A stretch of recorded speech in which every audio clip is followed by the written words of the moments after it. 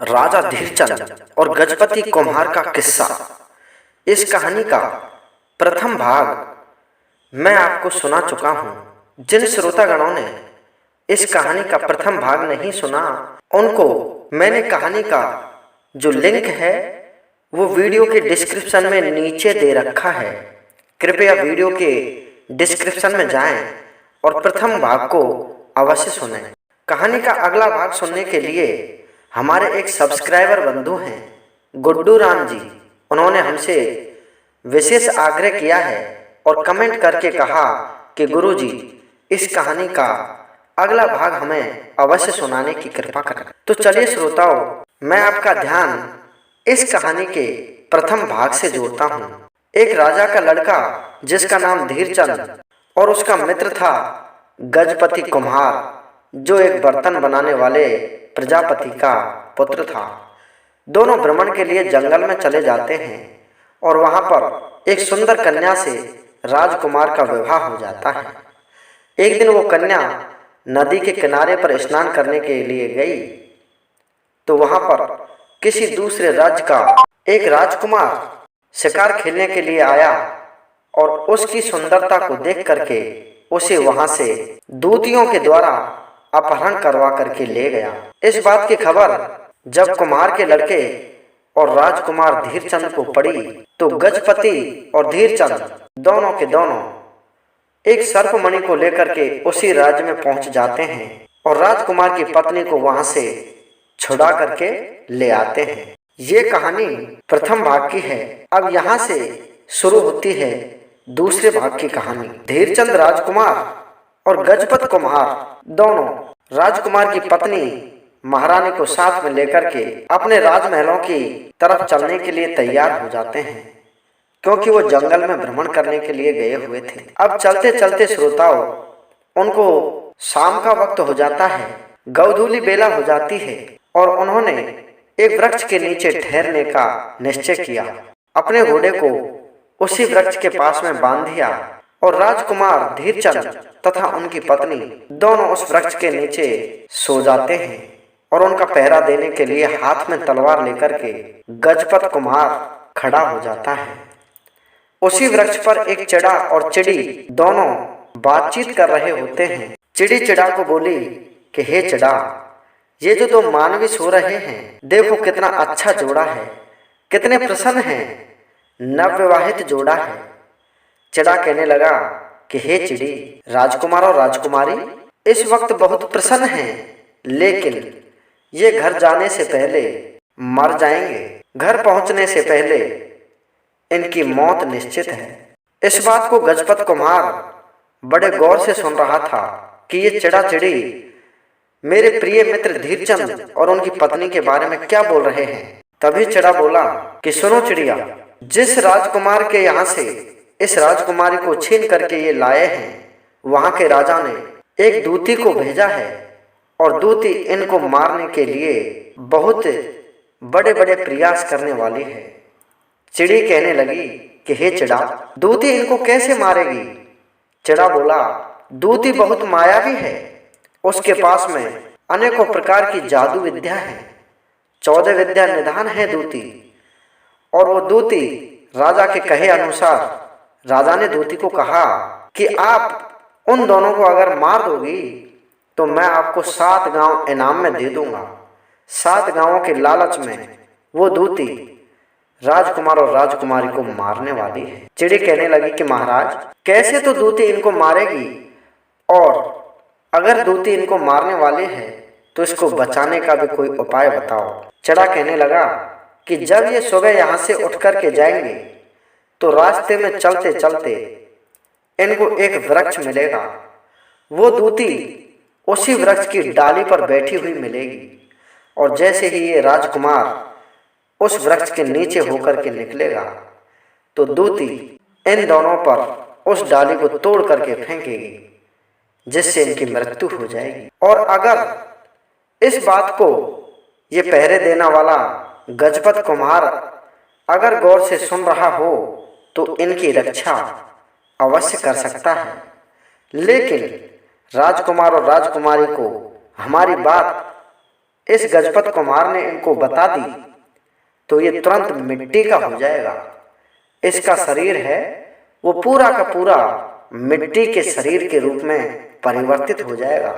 इस गजपत कुमार का जो पूरा शरीर है वो मिट्टी की मूर्ति में तब्दील हो जाएगा। अब तो श्रोताओ, गजपत कुमार सारी बात बड़े गौर से सुन रहा होता है और मन ही मन में दुखी होता है कि मेरा प्रिय मित्र और उनकी पत्नी मरने वाले हैं, और अगर ये बात मैं इनको बता दूं तो मैं स्वयं इनकी रक्षा भी नहीं कर पाऊंगा और मिट्टी का हो जाऊंगा। चिड़ा पुनः बोला, अगर ये कुमार उस स्थान पर इनकी रक्षा कर देगा तो जैसे ही ये दोनों अपने महलों में प्रवेश करेंगे तो प्रवेश द्वार पर जो बड़े बड़े खंभों का बना हुआ है, बहुत बड़ी शिलाओं का बना हुआ है, उस पर दूती बैठ जाएगी और जैसे ही ये उस दरवाजे के नीचे होकर के निकलेंगे तो दूती उस दरवाजे को हिला करके इनके ऊपर डाल देगी, जिससे इनकी मृत्यु निश्चित हो जाएगी। चिड़ी बोली कि महाराज, उस दरवाजे से बचने का भी उपाय बता दो। ये बेचारा गजपत कुमार है, ये हर संभव अपने मित्र को बचाने की कोशिश करेगा। चिड़ा कहने लगा कि हे चिड़ी, अगर उस पत्थर के दरवाजे को हटा करके और फूलों का दरवाजा बना दिया जाए तो जैसे ही वो दूती उस दरवाजे पर कूदेगी तो फूलों का दरवाजा राजकुमार और राजकुमारी के ऊपर गिरेगा, जिससे उन पर कोई प्रभाव नहीं पड़ेगा। गजपत कुमार बेचारा अपने प्रिय मित्र की रक्षा के लिए सारी बातों को बड़े गौर से सुन रहा होता है। इतनी ही देर में पुनः चिड़ा बोला कि हे चिड़ी, अगर वहां भी गजपत कुमार इनकी रक्षा करवा देता है तो जैसे ही ये दोनों पति पत्नी और एक कमरे में सोएंगे तो आधी रात के समय में जो ये दूती है, ये दूती सांपन बन के आएगी और सांपन बन के इन दोनों को डस लेगी, फिर भी इनकी मौत निश्चित है। फिर चिड़ी बोली कि महाराज, इससे बचने का भी उपाय बताओ। चिड़ा बोला, इससे बचने का उपाय अगर मैंने बता दिया तो इसी स्थान पर मेरी मृत्यु निश्चित है, फिर आप अकेले ही इस पेड़ पर रहा करना। मैंने अगर इससे बचने का उपाय बता दिया तो मैं तुरंत इसी पेड़ से गिर करके मर जाऊंगा। चिड़ी कहने लगी कि महाराज, कुछ भी हो जाए आप इससे बचने का उपाय जरूर बताओ। तभी गजपत कुमार सोचने लगा कि चिड़ा ने इतनी सारी परोपकारी बातें मुझे बताई है और अब ये बेचारा इस बात को भी मुझे बता देगा तो इसकी मृत्यु निश्चित है। तुरंत वो गजपत कुमार बोला कि नहीं चिड़ा, इसका उपाय आप बिल्कुल मत बताना। मैं अपने प्रिय मित्र की रक्षा के लिए प्राणों की आहुति दे दूंगा, लेकिन आप ऐसी बात को मत बताना जिससे आपकी चिड़िया अकेली रह जाए। दूती की सारी बातें चिड़ा ने चिड़ी के लिए बताई, लेकिन सभी बातों को गजपत कुमार ने सुन लिया। गजपत कुमार अपने मित्र की रक्षा के लिए बिल्कुल तैयार हो जाता है। गजपत को पता था कि दूती बहुत शक्तिशाली है। श्रोताओ, वो दूती इतनी शक्तिशाली थी कि उस राज्य में 2 दूतियां थी। दोनों दूतियों को जब राजा ने बुलाया तो पहली दूती से पूछा कि तू क्या काम कर सकती है। पहली दूती ने कहा कि मैं आसमान में छेद कर सकती हूँ, और दूसरी दूती को बुलाया कि तू क्या कार्य कर सकती है। तो दूसरी दूती ने कहा कि इस आसमान में ये छेद करेगी तो मैं इस छेद में पाती लगा सकती हूँ। तब जाकर के राजा ने निश्चय किया कि छेद तो आसमान में कोई भी कर सकता है, लेकिन जो पाती लगा दे वही सबसे बड़ी है। इसलिए पाती लगाने वाली दूती को राजा ने उन दोनों की मौत के लिए भेजा था। तभी सूर्योदय हो जाता है और दोनों मित्र साथ में चलने लगते हैं। उनके साथ में उनकी पत्नी भी होती है। पति पत्नी दोनों घोड़े पर सवार होते हैं और जो कुमार गजपत था वो पैदल पैदल उनके साथ में चलता है। जैसे ही रास्ते में वो वृक्ष आया जिस पर दूती बैठी हुई थी, और उस वृक्ष के नीचे होकर निकलते ही दूती उन पर उस डाली को तोड़ देती। उस वृक्ष को देख करके गजपत कुमार कहने लगा कि सुनो भैया, मैं आपके घोड़े को काफी दिन से देख रहा हूँ, लेकिन ये बहुत धीमी चाल चलता है। आप अगर इस घोड़े की ताकत को मुझे बता दें तो मैं भी बड़ा प्रसन्न हो जाऊंगा। आप यहाँ से इसको इतनी तेज रफ्तार में दौड़ाइए कि मुझे इसकी धूल भी हाथ ना आए। अगर ये तेज दौड़ने वाला घोड़ा हुआ तो बहुत अच्छी बात है, वरना इससे अच्छा तो हमारा गधा होता है जिसे मैं बहुत तेज दौड़ा देता हूँ। गजपत की बात को सुनकर के धीरचंद को हंसी आई और कहने लगा कि क्या गजपत, आपने गधे और घोड़े को एक कर दिया। तूने गधे पर सवारी की होगी लेकिन कभी घोड़े पर नहीं। मैं देख इस घोड़े को दौड़ाता हूँ, पलक झपकते ही ये घोड़ा इतनी तेज स्पीड पकड़ लेगा कि आपको दिखाई भी नहीं देगा।